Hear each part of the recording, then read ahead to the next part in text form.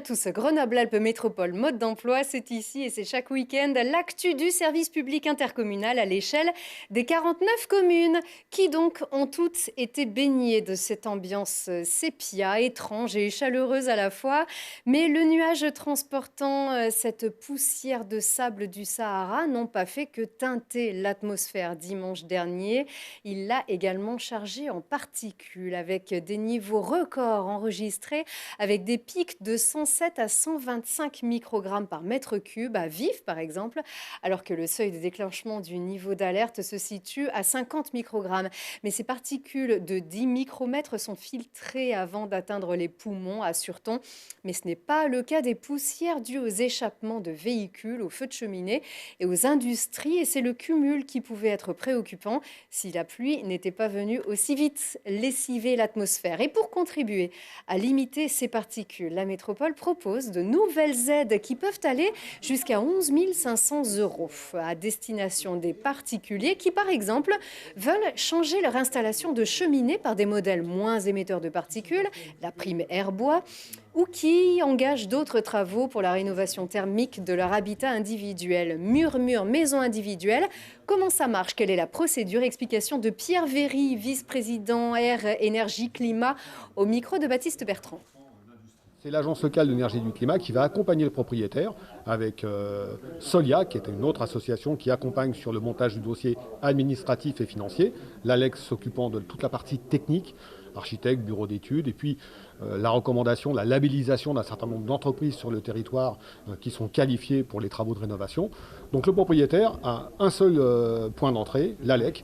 Et l'ALEC et Solia s'occupent de tout le dossier, du montage du dossier. Les postes importants, c'est l'isolation thermique par l'extérieur, c'est le changement des fenêtres, c'est l'isolation des planchers bas et des planchers hauts, et puis ce qu'on appelle le système, c'est-à-dire les ventilations mécaniques. Voilà les 5 postes qui sont concernés par une rénovation énergétique. Mais bien évidemment, on regarde le mode de production d'énergie, et bien évidemment, et s'il y a une cheminée à foyer ouvert dans le logement, eh bien l'ALEC propose également la prime Airbois, qui peut s'élever jusqu'à 2 000 € offert au propriétaire pour changer sa cheminée qui, elle, produit des particules, vous savez, les fameuses particules 2,5 nanomètres, qui sont responsables de 50% de la pollution dans le bassin grenoblois, il faut quand même le savoir. Hein. Et donc, c'est important également, dans le cadre de ces rénovations, d'aller jusqu'au bout de la démarche. Et si on peut changer la cheminée, bien évidemment, on accompagne les propriétaires et on finance une grande partie des travaux. Au 1er novembre dernier, on comptait 300 chantiers enclenchés dans le cadre de cette procédure et le cap des 1000 propriétaires candidats à un audit énergétique avait été franchi.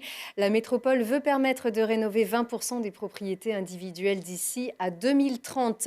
Et pour moins polluer, moins consommer d'énergie, la démarche la plus accessible, c'est la réduction des déchets. Pas évidente, par exemple, lorsqu'on est lassé de cuisiner et qu'on fait appel au savoir-faire d'un chef cuisinier pour des petits plats à emporter. Mais est-ce possible d'apporter, par exemple, son propre contenant? Voilà un début de réponse avec une jeune entreprise qui propose ces solutions aux restaurateurs. Laurie Baillet. Pour en découdre avec les emballages jetables, Daba Consigne propose aux restaurateurs grenoblois qui font de la vente à emporter ces contenants en verre made in France. En servant leurs petits plats aux clients dans ces boîtes réutilisables, ils limitent donc les déchets et s'engagent dans le développement durable. On met à disposition les contenants aux restaurateurs, donc ces types de contenants. Et après, la première fois qu'il demande un contenant, le client du restaurant va payer une consigne de 5 € par boîte et il va pouvoir apporter son contenant dans n'importe quel resto qui fait partie du réseau Daba. On vient de dépasser les 10 000 utilisations de Daba, donc ça veut dire qu'on a limité 10 000 emballages jetables grâce au réseau et à tous les restaurateurs et gastronomes qui jouent le jeu avec ce service. Cette jeune entreprise, née en 2020, s'est inspirée des livreurs de Bombay. Un système vieux de plus de 120 ans, entre confiance et performance, et qui a déjà séduit une vingtaine de restaurants à Grenoble, comme le bistrot à l'envers, rue d'Alembert. On a une dynamique de fait maison, de local, de bio, autant que faire se peut de zéro déchet. Et donc, du coup, ça coulé de source lorsqu'on s'est mis à faire de la vente à emporter, de se dire il faut trouver une solution pour ne pas faire énormément de déchets, sinon ça ne correspond pas du tout aux valeurs. On veut donner quelque chose qui est déjà chaud et qui soit facile à manger, directement à manger. Donc le contenant Daba est pas mal. Et quand bien même ce doit être réchauffé, en plus il passe au four. Donc c'est quand même vraiment pratique et carrément un plus parce que c'est en verre. Daba Consigne a déjà d'autres projets dans les tuyaux et souhaite notamment monter une station de lavage axée sur le réemploi de contenants alimentaires.